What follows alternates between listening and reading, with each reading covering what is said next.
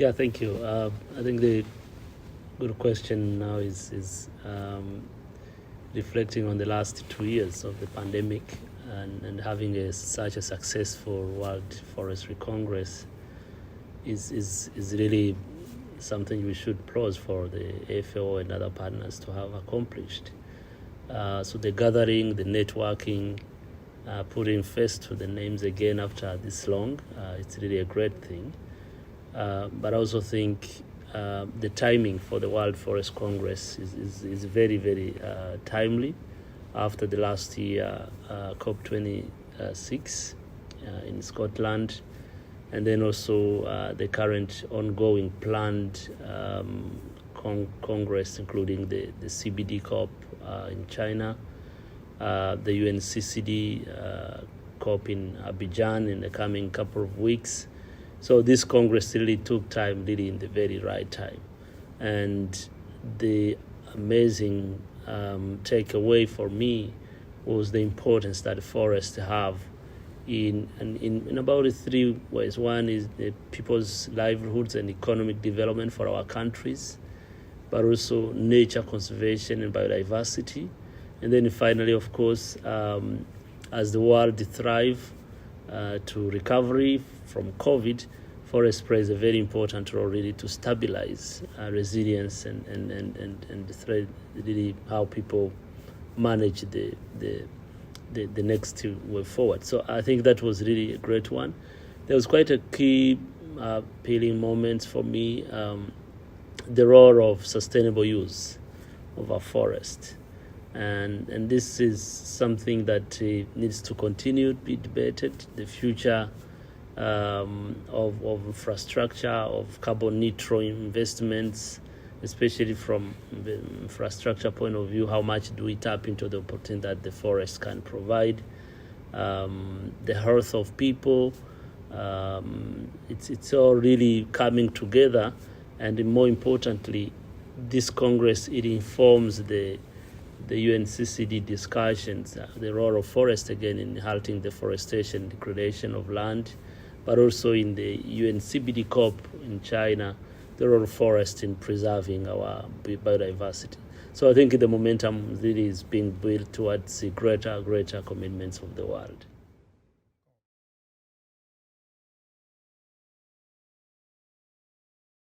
Yeah, I think Africa as a continent, as you know, has the highest opportunities for restoration. We are talking about a continent with about 850 million hectares.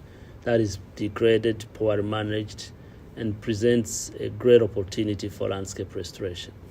And linking this to the global bond challenge and New York Declaration targets of 350 million that needs to be restored by 2030, I think Africa plays quite a very important role. The continent has already pledged to restore 128 million hectares by 2030 under the FR 100 initiative.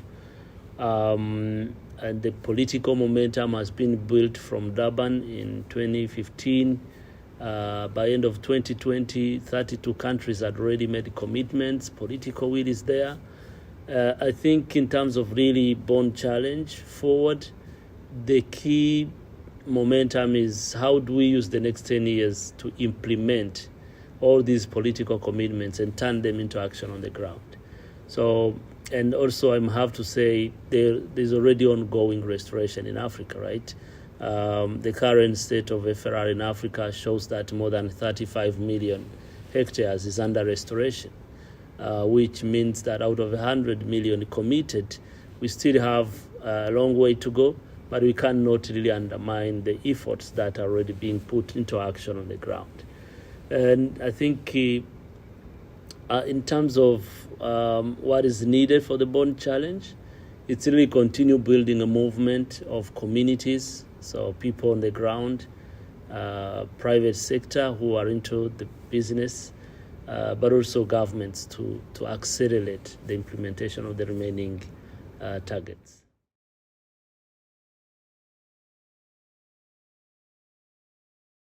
Yeah, I think from bond challenge is a global ambition, right, of restoring 350 million hectares.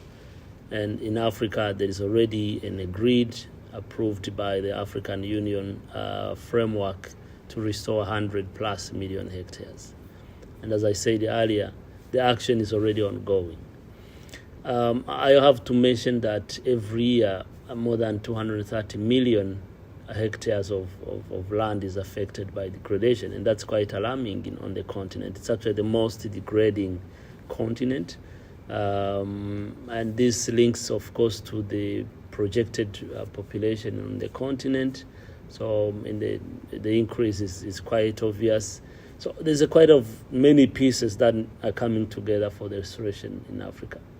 But the opportunity we have is to transform three major sectors if we want to achieve our restoration targets. One, how we do agriculture, because agriculture represents a major driver of degradation on the continent because of land use convention, the conversion of land into agri-land and pasture lands, but also presents an opportunity because farmers can play a very big role. The second sector we need to really transform in terms of restoration is urbanization. Africa is one of the fastest growing urbanizing continent on the world. And this is going to be even more in the next 10 years. And as we think about urbanization, how much do we make sure the land use planning, the infrastructure development really is green, right? It really considers restoration and forest as part of the investment.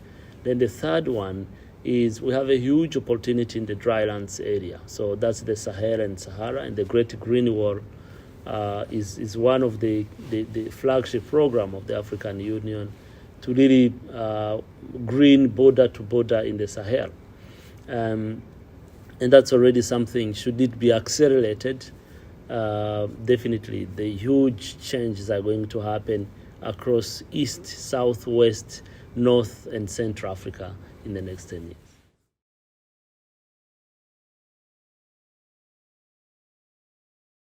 I think the Congress has been able to, again, remind us what we used to know, but probably we ignored, is the role of forest in the future of the world. And we can't live without forest, to be honest.